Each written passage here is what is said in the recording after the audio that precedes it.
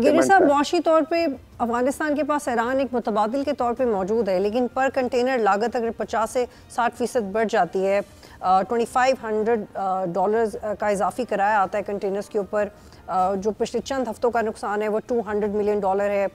सिर्फ तुर्कन बॉर्डर के बंद होने की वजह से $45 मिलियन का नुकसान हुआ। मेरा आपसे सवाल ये कि इतना नुकसान हकीकी तौर पे अफगानिस्तान बर्दाश्त कर रहा है, तो क्या होगा कि कुछ अरसे के बाद अगर उनको मुतबादिल रास्ता भी मिल रहा है कंडीशंस के साथ, तो वो फिर पाकिस्तान की तरफ आ सकते हैं कि देखिए रास्ता खोलें, हमारा ज़्यादा नुकसान हो रहा है, और वो फिर टेररिज्म को लेके भी अपनी जो भी उनकी पॉलिसी है या रवैया उसको बदलें।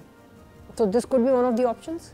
जी, आई थिंक ये जो ट्रांजिट ट्रेड है पाकिस्तान से, ये कोई आज का नहीं बना हुआ, आप कह लें एक्चुअली हिस्टोरिक है। मतलब it's not only last 70 years, ये तो हिस्ट्री में अगर आप जाएं तो हंड्रेड्स ऑफ ईयर्स का आना जाना था। ये शॉर्टेस्ट रूट रहा है even for the invaders and for trade. जो है काबुल से दिल्ली जो है ये रास्ता था, इसी तरह क्वेटा से अगर आप जाते हैं सिंध में आते हैं, वहाँ से कंधार से, then you pass again towards India. तो ये एक हिस्टोरिकल रूट है और इसको एस्टेब्लिश करते हुए बड़ा टाइम लगा है। फिर ये ताल्लुकात होते हैं ट्रेड के, तो इसका मतलब ये हो कि सडनली स्विच करना बड़ा मुश्किल है कि आप जो है लेट्स से सेंट्रल एशिया से अभी ये कह रहे हैं हमारे अनार चले जाएंगे रशिया, तो मैंने कहा जी फिर चाइना चांद पे भी भेज दें अगर इतने दूर जा सकते हैं। इफ वन पोमेग्रेनेट जो कॉस्ट $500, बिस्मिल्लाह आप करें। सब भारत ने उनको एक I think I would say कहा जी कि हम बाय एयर कर लें। बाय एयर भी यहाँ से पाकिस्तान के ऊपर से रास्ता गुजरता है, तो फिर आप ले जाएं बाय ईरान, और कितना एक आप कर सकते हैं। तो मेरे ख्याल में ये भारत के ट्रैप में भी आए हुए हैं।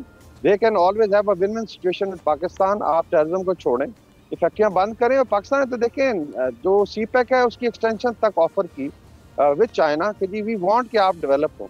लेकिन मेरे ख्याल में अभी उनका दिमाग ठिकाने नहीं आया, और अगर आप सारे फिगर्स निकाल लें ये they will be heavy losses. Sir भी है कि हमें फिर अवाम का भी देखना पड़ता है, ultimately then starts affecting their life.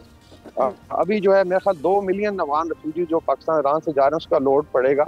और वहाँ पे एक और इशू है कि ये लोग जो जा रहे हैं इनकी भी जायदादें, दुकानें, बिजनेस कब्जा की हुए तालिबान बेसिकली, तो इसका कब्जा ग्रुप, तो वहाँ पे और फिर एक टेंशन क्रिएट होगी। सब्सक्राइब करें और बेल दबाएं ताकि कोई खबर रह न जाए।